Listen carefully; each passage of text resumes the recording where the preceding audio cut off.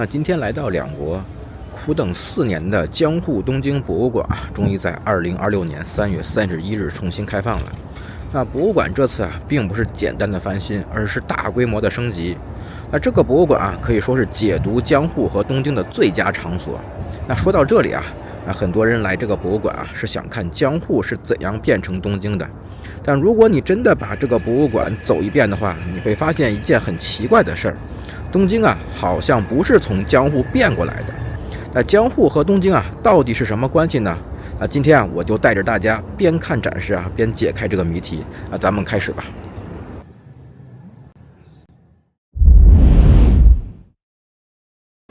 一層是買票的地方，建議大家提前預約吧，萬一来這塊排隊，沒必要浪費這個時間。這次來看呢，就是常設展。常設展的門票是800日元，主要就是5層、6層。它的特別展的話，肯定是不能拍攝的，所以那個說價錢也沒有什麼必要。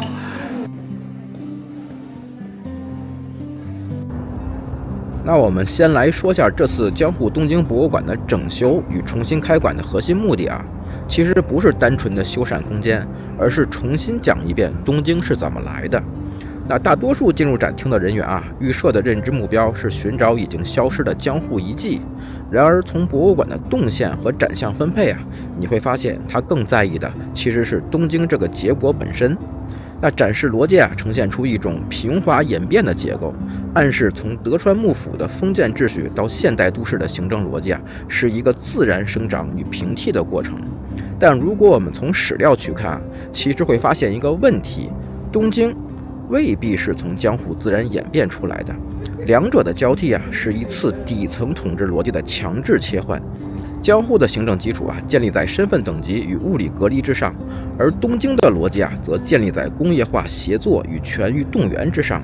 那當參觀者走過復原的日本橋，從江戶區域跨入明治以後的東京區域時呢，這種視覺上的銜接掩蓋了真實的斷裂。博物館將權力的劇烈更迭、土地所有權的強制流轉以及社會組織方式的徹底覆蓋封装進了一套有序的可供消費的展示程序中。你看到的是一種被整理过的歷史。那这种叙事也在无形中强化了当下秩序的连貫感。也就是說它不只是告訴你過去發生了什麼，而是告訴你現在為什麼合理。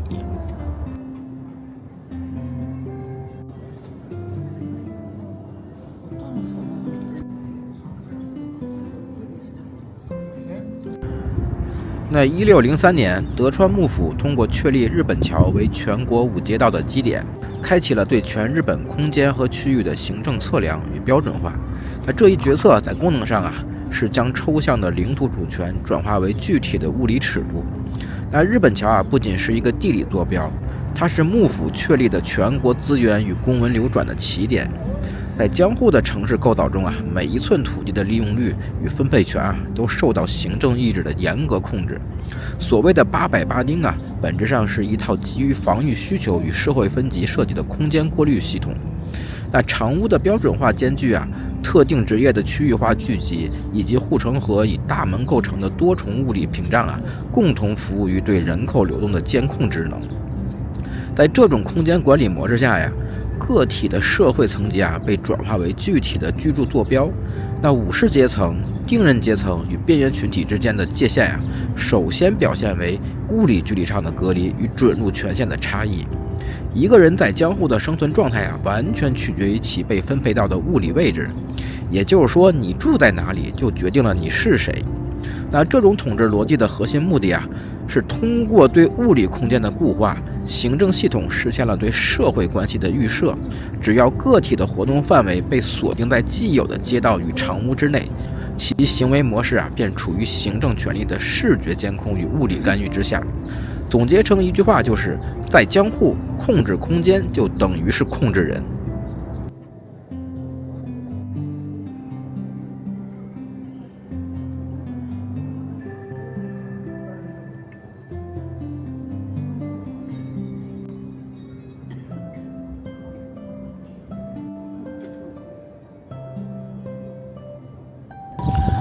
那說完江戶時代的統治邏輯，咱們要聊聊明治時代了。那1868年的政权更迭呀，在行政管理层面表现为一套基于物理封锁的统治逻辑被强制终止。在此之前，德川幕府的秩序维持极度依赖于身份和空间。当这一权力中枢坍塌，原本用于隔離各階層的關卡、藩鎖與居住限制在一夜之間失去了法權支撐。那隨着身份制度的廢除人口在城市空間內的流動性迅速突破了原有的行政邊界。那新興的明治政府面臨的是一個失去物理柵欄的、處於無序狀態的社會結構。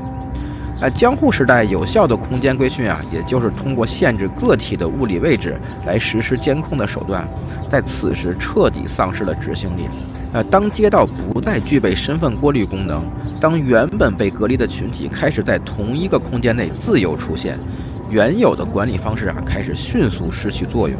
所以東京的出現不是優化江戶，而是直接換掉了它。那當時的權力意識到在開放且高流動性的現代城市中他們必須找到一種不靠圍牆也能控制人的方法。於是行政力量從空間的固守中撤退，轉而構建一套全新的能夠覆蓋全體國民的有效行政方案。而這套方案的核心目的不再是監控個體在哪兒，而是個體如何按照統一的節奏行動。所以說，江戶到明治的切換不是漸進的演化，而是管理模式的徹底顛覆。這不是調整，是整套系統被換掉。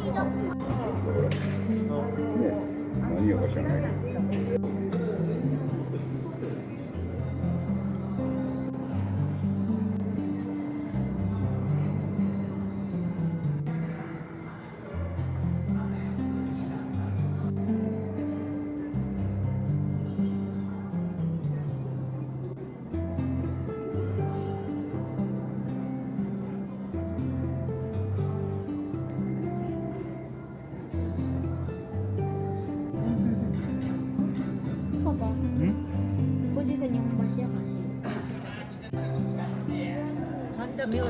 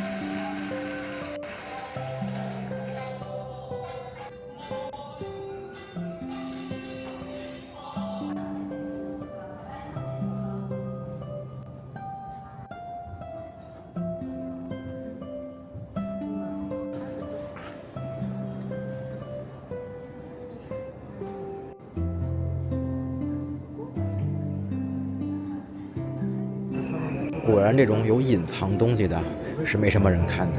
這塊是一個中村做的復原模型，它給從中間劈開了。哪是隱藏的？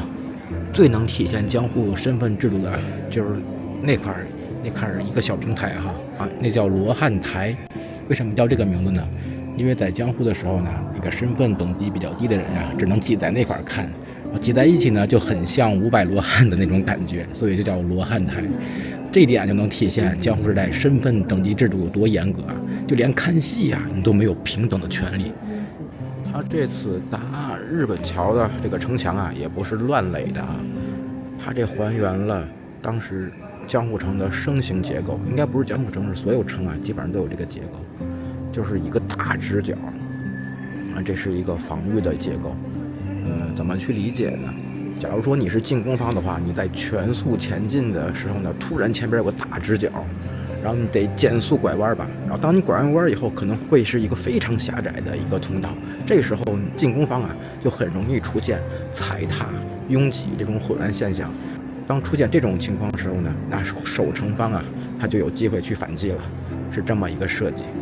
可以看到都是大直角，不過它這個設計沒有反方向的一個城牆所以可能直觀上不是很好理解太天道觀被藏在這麼隱蔽的地方，我要不是繞着城牆轉一圈，我都找不到。你看這塊都沒人，這可是修築江戶城的人被藏得這麼隱蔽。從日本橋下邊穿過去，就相當於從江戶直接跳到東京了。它這個轉折有點太生硬了。我看了他最後從江戶變成東京的幾件重要的事情他只寫了很簡短的東西，甚至很多重要的人名他都不寫，就太跳跃了。那一进到東京区域馬上看到的就是服部世纪殿。大家就可能很奇怪，為什麼一個賣表的會有這麼高的地位因為這個建築代表了明治時代的一個統治邏輯，是有代表性的。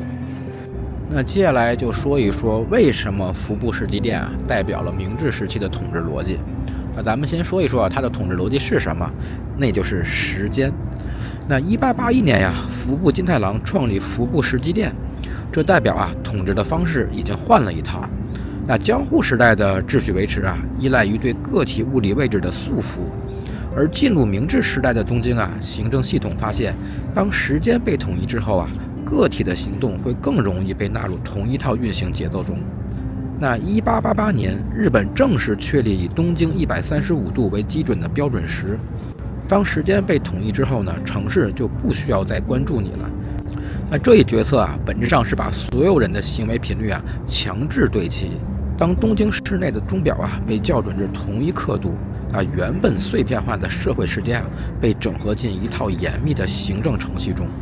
這種秩序的建立體現在3個核心維度的同頻：工廠的輪班制度、鐵路的運行圖表以及學校的作息指令。在這種邏輯下呢，行政力量不再需要通過圍牆或關卡來限制個體的空間移動，只要個體在特定的秒針指向下出現在特定的生產或消費崗位，其行為便已經進入了預設的控制範圍內。此時呢，物理層面的隔離被時間層面的高效所取代。那這種統治手段的隱蔽性在於你會開始自己对齐時間，而不是被強迫。那江戶通過地理坐標界定了個體的身份與權限，而東京則通過時間刻度界定了個體的存在效能。那這是統治維度的升維。那從可見的空間封鎖演变为滲透進每1秒鐘的關於效率與準時的行政規訓。那從這一刻開始你不是被關注，而是被節奏控制。當全程的打卡記錄與列車時刻表重合東京作為一個精密運轉的行政機器完成了對所有社會成員行為邏輯的掌控。它這很多模型都是有演出的，但是人太多了，所以我就沒怎麼排。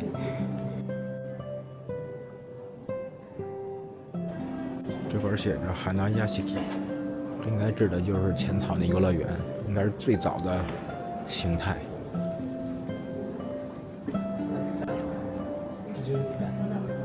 果然是寫着千草花無腐，想不到吧？他以前还养动物呢。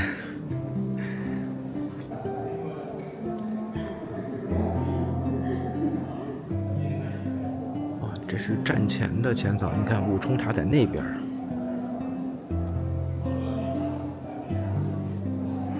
哦，原来以前华乌府还有这么高的一个塔。比现在大多了。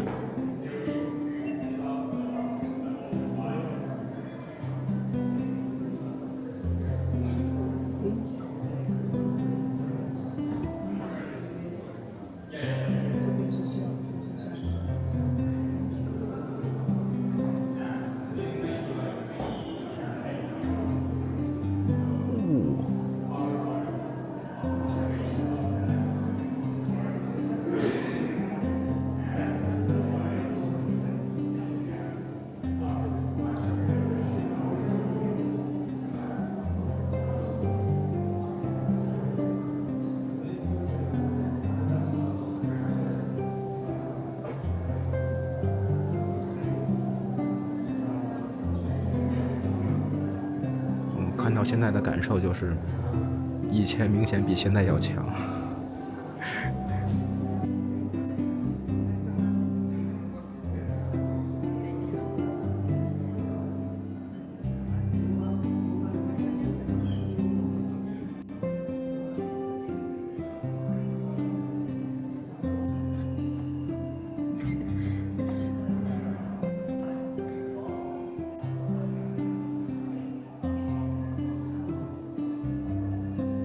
那最后啊，我們要回歸正題啊，那就是為何博物館選擇東京是從江戶演變而來的這種溫和敘事呢？那江戶東京博物館的行政職能啊，在於通過極致的復原，為現存的社會秩序啊提供一套連貫的因果解釋。它利用長屋的木質結構與服部石祭殿的機械聲響啊，在參與者的感知中啊，建立起一種歷史進化的假象。那這種敘事邏輯啊，通過對細節的過度堆砌，讓公眾相信啊，從空間限制到時間控制的跨越啊，是一個邏輯閉環的自然進程。那博物館扮演了對權力裂痕進行封裝的角色，它將明治維新前後劇烈的階層崩塌、土地強制徵收以及生存節奏的強制異變，轉化為一套有序的美學化的敘事結構中。那原本充滿不確定性與對抗性的權力更迭呀，被固化為展廳內不可更改的靜態事實。那這裡所呈現的內容啊，並不是關於過去社會形態的客觀復原，而是經過行政篩選、被允許進入公共認知的歷史資料。它的存在啊，是為了確保現代東京的居民啊，在潛意識中接受當前的行政節奏。那當你走出這個博物館，低頭看時間，走進地鐵，對準下一班列車的時刻表時啊，你其實已經在這套系統裡了。那這裡的展示啊，不是歷史，而是一種你離開後仍在運作的秩序。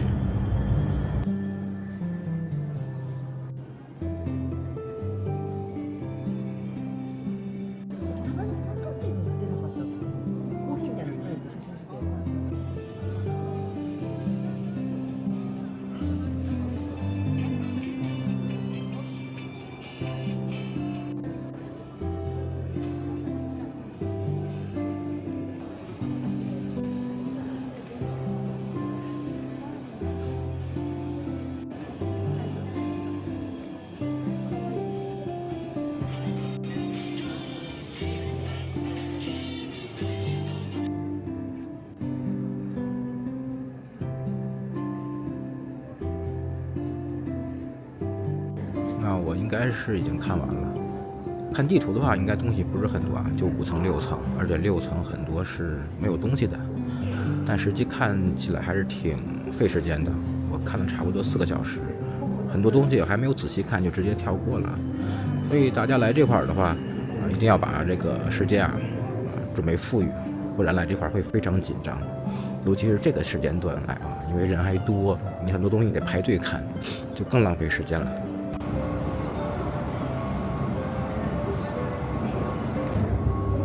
它7層還有個圖書館，就是一些資料相關的東西。大家想查資料可以去7樓，不過那塊不能拍攝，所以我也沒有過去。一樓還有個小的商店，東西不是很多。出來了，我現在有點餓了，找地方吃飯吧。那这个博物馆啊，它主要强調的是從江戶到東京的演變，它淡化了江戶到東京演變過程中的暴力、矛盾，還有這些不太好的東西啊。不是說它不給講，而是淡化了。所以大家如果想看那方面的就是深度的東西的話，這裡可能不太適合。但如果只是想了解江戶到東京簡單的演變過程的話，這裡是應該最權威的地方了，找不出第二個了。看到塞澤利亞了，突然想起來，上個視頻吧，有朋友留言說我怎麼那麼愛吃塞澤利亞，其實我最愛吃的是日高屋。也不是說特別愛吃吧，主要是這種連鎖店踩雷的幾率比較低，而且我會在每個連鎖店啊找一個比較愛吃的東西，這樣的話每次想吃什麼就不用發愁了，直接進去點我最愛吃的就可以了。看到日高屋了就不找了，直接吃它了，好像也有一段時間沒吃了。